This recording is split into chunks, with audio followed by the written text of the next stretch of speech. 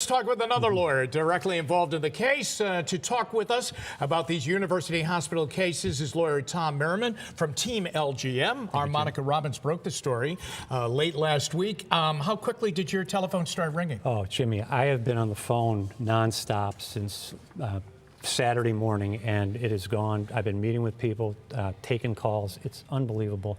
And every story is gut-wrenching. Yeah, I was gonna. Have you ever dealt with anything like this that would have such emotion attached to it? I've represented families who've lost loved ones, but something like this where it is so raw, because each of these women has gone through, and couples have gone through so much to get to the point of having embryos, and then to find out they're gone. It's devastating. Tom, I don't know the total number of people that are involved in this. Yeah. Is there a number yet? Well, I mean, we've heard figures of 500. We've heard figures of 700. Would they be grouped together, or are they all going to be individual cases? You know, there's been cases filed by various law firms seeking class action status. Right. I actually don't believe this is appropriate as a class action. Law 101, class action. So class action means one person comes forward and says, I'm going to represent everybody. Oh, okay. And you all fall in line, hey, that's a great tool when a utility overcharges you or a product doesn't work.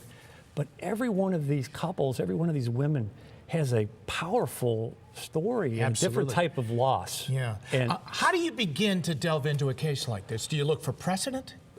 There's not a lot of precedent in the area of embryos being destroyed. I mean, we can look for parallels, we can look at case law, but more importantly, we want to launch the investigation and find out what happened. Is there any term on this? How long does this take to come to some kind of conclusion? It's very difficult to predict. A lot depends on what kind of posture the hospital takes. If the hospital wants to fight this and wants to use every legal tool they can to fend off these patients, it could take many years. If they want to do the right thing and try to reach a resolution, it could be more swifter. So far, do you have any prediction how the hospital is going to react? I don't. Okay. What about this, Tom? There's a case in California right now that occurred the same day as this UH story came out. Have you ever? I mean, all of a sudden now you see two cases like this coming out? Yeah, I don't know of any evidence to link the two other than the coincidence of the dates. But what I will say is it appears that the Cleveland situation is far more catastrophic. I haven't talked to anyone who's been told by their doctor that they have viable embryos. Will these cases see a courtroom?